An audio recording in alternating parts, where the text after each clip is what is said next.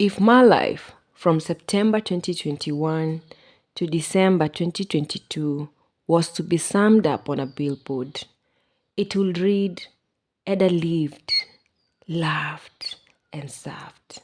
Because that is exactly what I did in one of the harshest places I have ever lived. Hi, my name is Ada. I love soft life. And this was my life in Dadaab. I left for the north in September 2021 with a very expectant heart, just like everyone who sets for a new life in a new place, far away from home, family, friends, and everyone that I knew. It was my first time to board a plane, and we had spent the previous night with a close friend of mine talking about planes, pilots, their ranks, airports, and so on and so forth. My team leaders escorted me to the airport that morning. My flight was to be at 8 a.m. and we had to leave a little earlier for check-ins and kind of stuff that happens there. And for those who know me, they will tell you that I'm not a morning person, and so I wasn't excited about this flight, despite it being my first one. Fast forward, I landed in Garissa an hour and 5 minutes later. I was suddenly slapped by heat that I had not even felt before. Garissa is hot. I was alone. I was afraid. And everyone around me, especially the women, had a headscarf except me. After a few calls, I knew which way I would go. And by this time, the airstrip already looked deserted. And armed with my suitcase, I left and took a Probox to Dadaab, the rocky, hard place. The women around me were in hijabs and ninjas. I won't tell you about the men, and that made me afraid, but I couldn't show it on the outside. And just like many people in the smell of trouble, I wished mommy was there. Off we drove to Dadaab, a journey that took 5 hours, 5 whole hours on a Probox, on a rough road, with people that I had stereotypes about. It's in the jungle and a place that I had heard the worst stories of kidnapping and killings about. Afraid is an understatement. At around 4:10 p.m., we arrived in Dagahale, which was my destination. It was the farthest camp, as we had only remained the two of us in the Probox. I was dizzy, tired, nauseating, weak. In short, motion sickness had really taken the better part of me. I was well received at the stage by a light-skinned, well-built gentleman who instructed another to carry my huge maroon suitcase as he led me to the compound that had a blue gate. A signpost at the gate read Windle International Kenya Dagahale Compound. As we got inside the compound that was fenced twice, everyone just said, "Haye, haye," and I knew my life had started. After rest and familiarizing with the place, it was time to fold my sleeves and dirty my hands. I was an EFL instructor in Dadaab. I taught the ELP language, English language program to adults who had never been to school. It looked like confusion and chaos when you stepped into my classes at first, as I couldn't get their Somali language and I couldn't get neither my English nor my Swahili. It started on a very low key, but it ended beautifully. This particular class, I loved it and taught it passionately.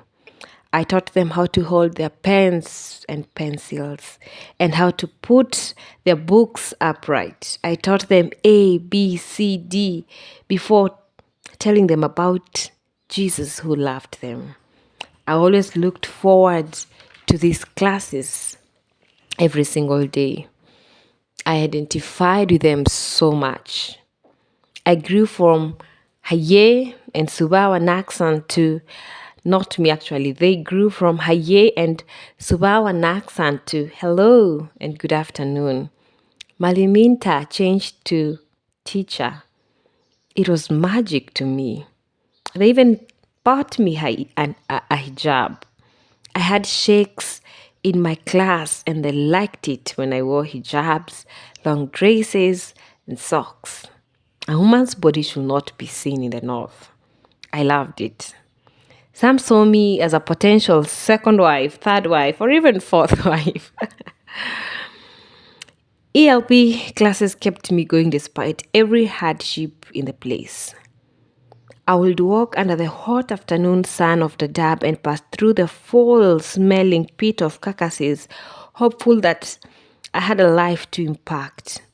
The other thing I did was preparing from 4X candidates for the test of English as a foreign language exams before they transited to Canada for their undergraduates.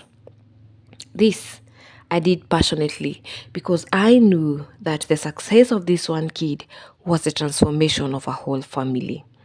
I had 11 of them. It was a new experience that I wasn't prepared for. We learned from each other and we grew. I loved their perspective of life. I loved how they viewed things from their side. They knew no other life besides the life in the camp, but they were hopeful and optimistic. I miss them so much, although they already left for Canada. And so far, each of them is doing great.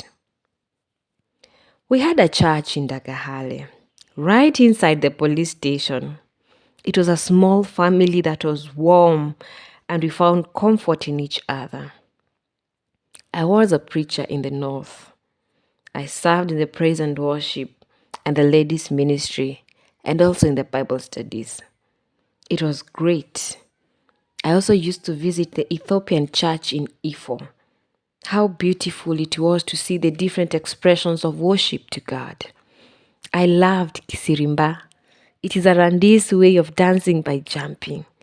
It was a good workout for me. I enjoyed it. And oh my, their meal, injera, a traditional food for the Ethiopians, a pancake like flat bread that is fermented. They use the teff flour and some meat on top of it. Sweet it was, though for the first time I didn't like it.